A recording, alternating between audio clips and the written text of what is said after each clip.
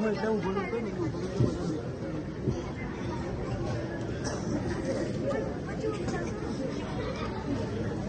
गोपाल, जय श्री कृष्ण, जय गोपाल। विवेक, राधिका, કેસોડિયા, કિસાન, એના બધા છોકરાઓ શું કરે છે બધા આખો દિવસ? થાય એક જો તો ગણ્યું ક્યારનો ઘરમાં આટા મારું છું. અરે તમે આવી ગયા? કેમ બૂમ પાડો છો? શું થયું? ક્યારનો આટા મારું. છોકરાઓ કોઈ ઘરમાંથી આવીને લઈ જાય તો ખબર નથી, એક મોબાઈલમાં, લેપટોપમાં. શું કરે છે છોકરાઓ બધા? આજની જનરેશનને મોબાઈલ અને ટીવીમાંથી ધ્યાન જ કેમ હટે છે? આજકાલ તો એમને મોબાઈલ ને ટીવી વાત ન હોય તો ધર્મ ત્યાંથી ગાતું કરે. નાના પેલા એવું નથી. આજની જનરેશન ફક્ત મોબાઈલ જોવામાં જ વ્યસ્ત નથી, સાથે સાથે ધાર્મિક પણ છે. સવારમાં ઉઠતાની સાથે જ મોબાઈલ લઈને બેસી જાય છે. આમાંથી કોઈ પણ ધાર્મિક હોય એવું મને નથી લાગતું. અરે આ નેટવર્ક જતું મારી ગેમ અટકી ગઈ વચમાં યાર. અરે યાર મારે ભી નેટવર્ક વયું ગયું યાર. અરે યાર ચાલો આપણે એક કામ કરીએ, આ લોકોને ધર્મમાં રુચિ છે કે નહીં તેની તપાસ કરીએ. તો આના માટે આપણે એક ગેમ રમીએ. રેડી છો તમે બધા? ચાલો આપણે પેલી થોડોક ઇન્ટરેસ્ટ બતાવો તો કંઈક તમને વધારે મજા આવશે. શું ગેમ રમાડશો? ચાલો આપણે પેલા સૌપ્રથમ ધાર્મિક પ્રવચનમાં જઈએ. થોડું સાંભળશો તો કંઈક ઇન્ટરેસ્ટ થશે ને. તો ધાર્મિક અંતાક્ષરી રમીએ. આવશે ધાર્મિક? હા ઓકે ચલો.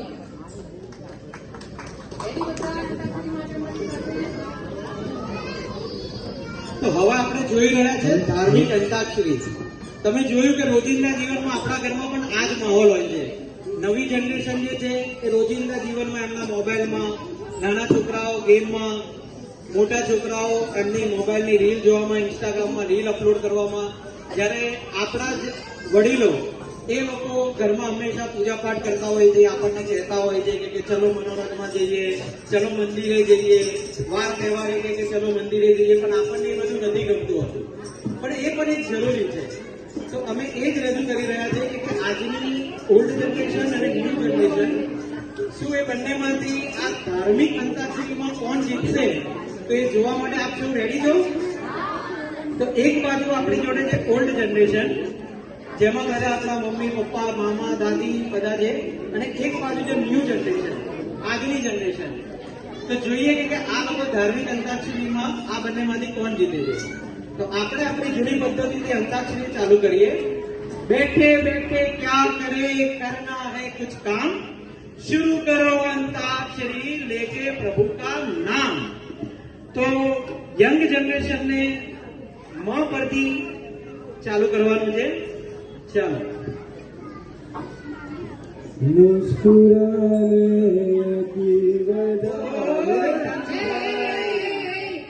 શું લાગે આપણે ધાર્મિક અંતાક્ષરી રમીએ છીએ. ધાર્મિક અંતાક્ષરી રમવાની આપણે ગિટાર હાથમાં લઈને બેઠા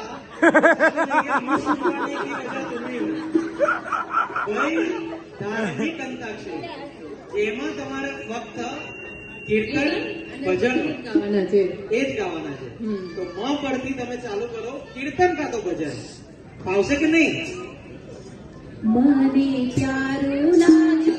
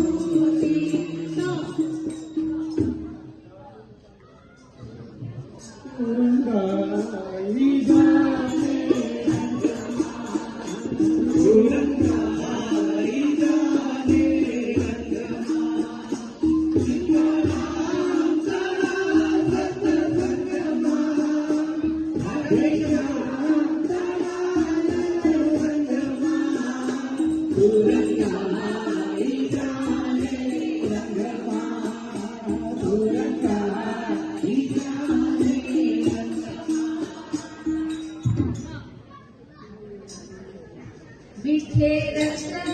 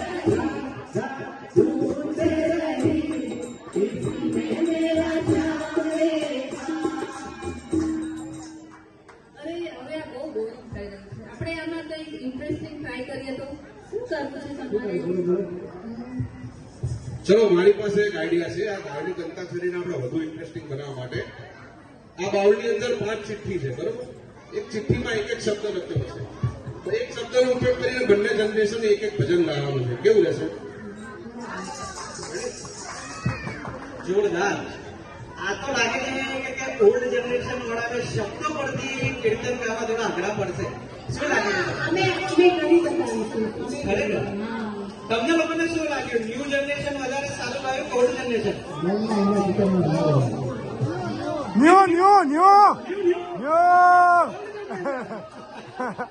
બંને સરખા હતા ચલો તો હવે આગળના આ પાર્ટમાં જોઈએ આપણે કે કેવી રીતે આ લોકો જીતે છે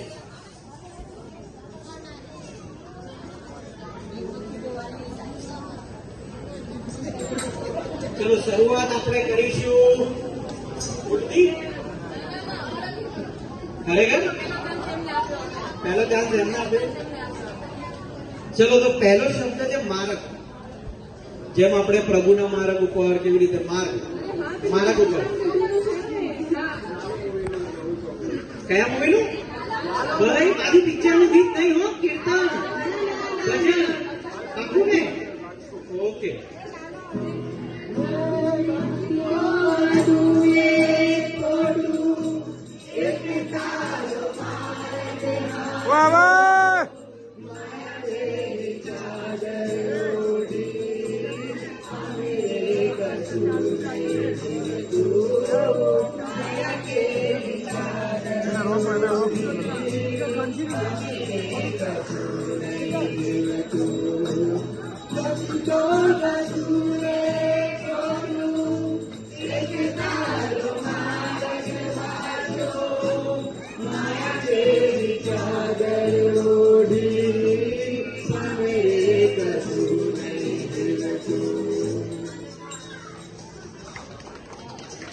જોરદાર વાક્ય બધાને યાદ જ હશે કે નાનો મૂવી હમણાં જ આવ્યો એનું આ ગીત છે જ્યાં સુધી આપણી ફિલ્મ ઇન્ડસ્ટ્રી વાળા પણ આવા ભગવાનના ગીતો અને ભગવાનના મૂવી બતાવશે ત્યાં સુધી આપણી સંસ્કૃતિમાં આ જે ધર્મનો સંદેશ છે એ વધતો જ રહેશે ચલો જોઈએ હવે ઓલ્ડ જનરેશન વાળા કરી શકે છે કે નથી કરી શકતા.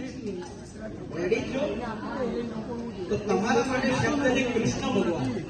એવું ભજન કે કીર્તન ગાઓ એમાં કૃષ્ણ ભગવાનનું નામ આવતું.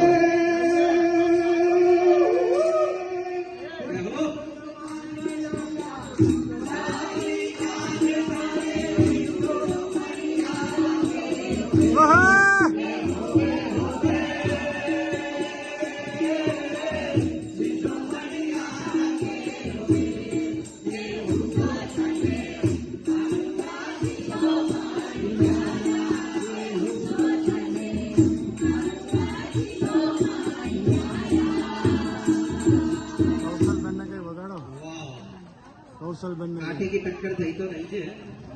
ફરીથી જોઈએ કે હવે ન્યૂ જનરેશન ને કયો શબ્દ આવે છે.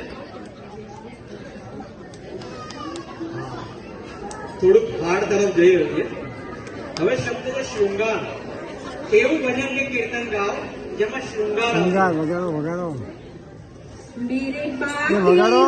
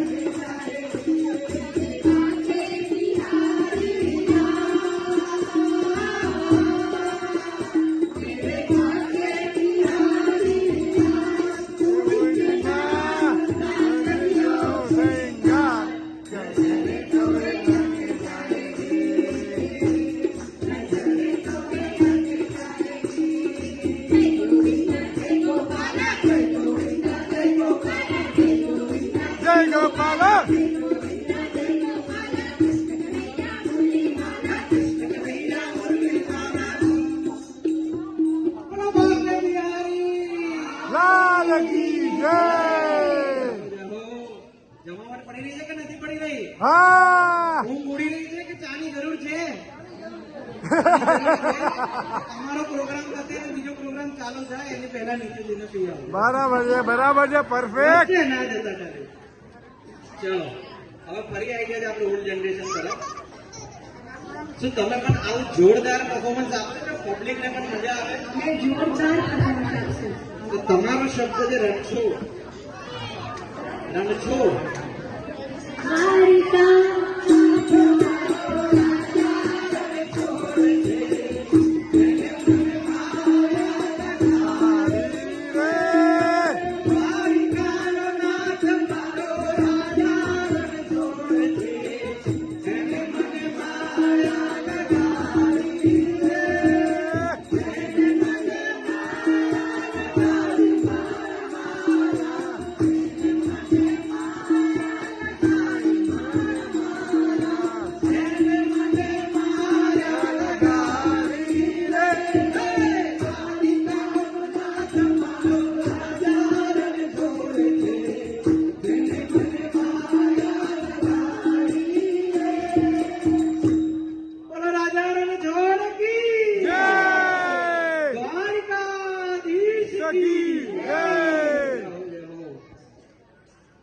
છેલ્લો શબ્દ આવી રહ્યો છે. અમારો પ્રોગ્રામ સમાપનની તરફ જતો એવું લાગે છે. ચાલો તો પછી હવે છેલ્લો શબ્દ છે રશિયો. વાહ વાહ. રસિયો રૂપાળો. હો રસિયો રૂપાળો રખડેલિયો ઘેર જાઓ ગમતું નથી. રસિયો રૂપાળો રખડેલિયો ઘેર જાઓ ગમતું નથી. મારી પાસે છે જમનાની હેરે ઘેર જાઓ ગમતું નથી. મારી પાસે છે જમનાની હેરે ઘેર જાઓ ગમતું નથી. રસિયો રૂપાળો રખડેલિયો ઘેર જાઓ ગમતું નથી. વાહ ભાઈ વાહ. જોયું વૈષ્ણવ, એવું નથી કે આજની જનરેશન છે એ ખાલી મોબાઈલમય, લેપટોપમય, ટેકનોલોજીમય જ છે, પણ જો ઘરમાં એક સારું સિંચન વડીલો દ્વારા અમને પીઠ પર મળશે, તો અમે પણ આપણી સંસ્કૃતિ છે એને જાળવવાની પૂરેપૂરી ટ્રાય કરશું. એની પ્રતિતિ આપી છે. Thank you very much. Vatika વાત સાચી છે તારી. જો ઘરમાંથી જ આવું સરસ વાતાવરણ મળતું હોય આપણને અને આવા સરસ સંસ્કાર મળતા હોય તો મોંઘા ઇન્દ્રની તારીખ કરવા ના પડે. અને અત્યારે તો ધર્મમાં ભક્તિ પૂજા પાઠ કે જે કંઈ કરીએ એ તો બધું છે જ, પણ કળિયુગની અંદર આપણને નામ જપ માત્રથી પણ ભગવાન પ્રાપ્તિ થઈ જ જાય છે. તો ચાલો આપણે બધા સાથે મળીને હવે ભગવાનનું નામ જપ કરીએ. ખૂબ સરસ વાત આંટીએ કરી કે પહેલાના સમયમાં આપણે પૂજા પાઠ સેવા અપરસ એ બધું હજી કરવું પડે છે, પણ અત્યારે જમાનો પ્રેક્ટિકલ થઈ ગયો છે અને અત્યારે કળિયુગની અંદર માત્ર ભગવાનનું નામ જપ માત્રથી તમને ભગવત પ્રાપ્તિ થઈ શકે છે. ત્યારે અહીંયાથી છેલ્લી 3 મિનિટ તમારા બધાની તાળીઓના તાલ સાથે હું ભગવાનનું નામ જપ કરાવવા માંગુ છું. ત્યારે હે